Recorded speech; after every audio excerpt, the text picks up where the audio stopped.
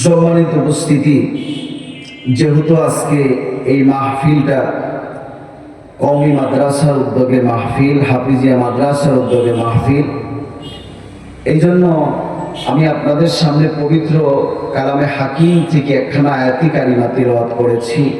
আল্লাহ পাক বলেন নবীকে, ওগো নবী, আপনার উপরে আমি রব যেই কিতাবখানা নাজিল করলাম, আমি রব আপনার উপরে যে কোরআনুল কারীমকে নাজিল করেছি, এই কোরআনুল কারীম কেউ যদি পড়ে, কেউ যদি মানে, তো আল্লাহ পাক ওই মানুষটাকে গোমরাহির ঘোরাচ্ছন্ন অন্ধকার থেকে বের করে এই কোরআন আলোর পথ দেখাবে। সুবহানাল্লাহি ওয়া বিহামদিহি।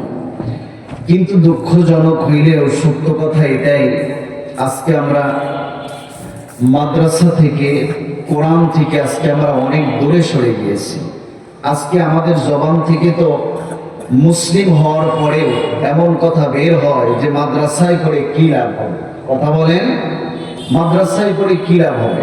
মাদ্রাসায় পড়ে শুধুমাত্র আখিরাতেরই ফায়দা হবে এমনটি নয়, বরং মাদ্রাসায় এই কোরআনের শিক্ষা অর্জন করলে দুনিয়ায়ও ফায়দা আছে না নাই?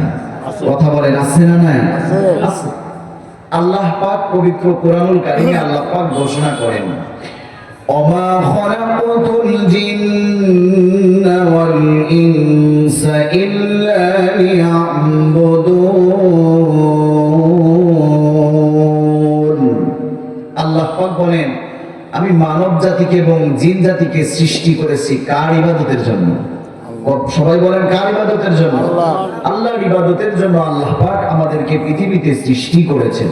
সম্মানিত উপস্থিতি, এই পৃথিবীতে আল্লাহ পাক আমাদেরকে বাঁচিয়ে রাখবেন ততদিন যতদিন এই পৃথিবীতে একজন আল্লাহ বলনেওয়ালা, একজন দিনদার মানুষ এই পৃথিবীতে বেঁচে থাকবে। জিজ্ঞাসা করতে চাই আপনাদের কাছে, এই দিনদার আল্লাহওয়ালা মানুষ তৈরির কারখানা হলো আমাদের এই যে হাফিজিয়া কওমি মাদ্রাসা। কথা বলেন ঠিক কিনা? এই জায়গায় মানুষেরা আলেম হয়, এই জায়গায় মানুষেরা হাফেজ হয়, আর কেবলমাত্র ওলামায়ে কেরাম সবচেয়ে বেশি ভয় পায় কাকে? কথা বলেন, কাকে ভয় পায়? কথাটা কার? আল্লাহ পাক বলেন, ইন্নামা ইয়াখশাল্লাহা মিন ইবাদিহিল উলামা। আল্লাহ পাক বলেন যে কেবলমাত্র আমাকে ভয় পায়, আমাকে বেশি ভয় করে ওলামায়ে কেরাম। সুবহানাল্লাহ বলেন। এই জন্য বলতেছিলাম যে আল্লাহ পাক এই পৃথিবীতে আমাদেরকে সৃষ্টি করেছেন আল্লাহ পাকের ইবাদতের জন্য।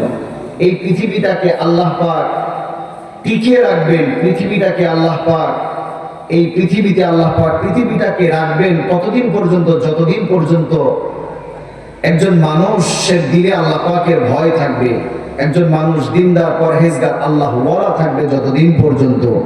আর এই পরহেজগার হওয়া, আল্লাহ ওয়ালা মানুষ হওয়ার কারখানা হলো মাদ্রাসা। কথা বলেন ঠিক কিনা?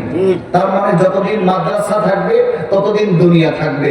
যেদিন দেখবেন মাদ্রাসা মসজিদ সব ধ্বংস হয়ে গেছে, ওই দিন আল্লাহ পাক পৃথিবীও ধ্বংস করে দিবেন। কথা বলেন ঠিক কিনা? এটা হলো দুনিয়ার ফায়দা।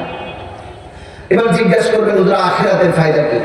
আখিরাতের ফায়দা হলো এই শিক্ষা অর্জন করলে, এই মাদ্রাসা শিক্ষা অর্জন করলে আখিরাতের ফায়দা হলো যে আল্লাহ পাক যে আমাদেরকে আখিরাতে ময়দানে বা হাসরে আমাদেরকে জবাব দিতে হবে আল্লাহ পাকের কাছে, ওই জবাবদিহিতার ভয় আমার আপনার অন্তরে সৃষ্টি হবে। কথা বলেন ঠিক কিনা?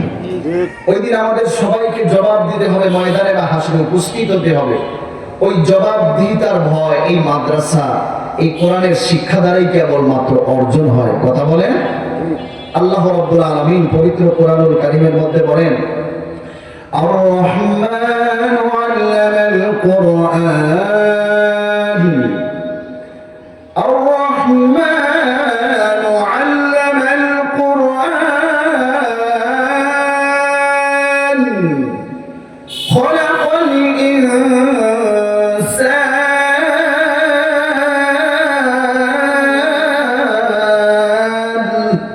আল্লাহ পাক বলেন যে দয়াময় ওই রব আর রহমান আল্লামাল কোরআন, যিনি মানুষকে কোরআন শিখিয়েছেন। আল্লাহ রহমান আল্লামাল কোরআন খলাকাল ইনসান, মানুষদেরকে কোরআন শিক্ষা দিয়েছেন মানুষ সৃষ্টি করে। জিজ্ঞাসা করতে চাই, আল্লাহ পাক আগে মানুষ সৃষ্টি করেছেন, আগে কোরআন শিক্ষা দিয়েছেন। আগে মানুষ আল্লাহ পাক সৃষ্টি করেছেন, কিন্তু আল্লাহ পাক এখানে বলছেন আর রহমান আল্লামাল কোরআন, আমি আগে কোরআন শিখিয়েছি, এরপরে মানুষ সৃষ্টি করেছি। মুফাসসিরিনে ইকরাম এই আয়াতের তাফসীর করতে গিয়ে বলেন যে যেই মানুষের মধ্যে কোরআন আছে, দ্বীন আছে, ওই মানুষটাই কেবলমাত্র আল্লাহ পাকের দৃষ্টিতে মানুষ। সমাজের দৃষ্টিতে মানুষ হইলে হবে না, আল্লাহর দৃষ্টিতে যদি মানুষ হতে হয় তাইলে এই কোরআনের শিক্ষা অর্জন করতে হবে। এই কোরআন আমার আপনার ভেতরে থাকতে হবে। কথা বলেন ঠিক কিনা?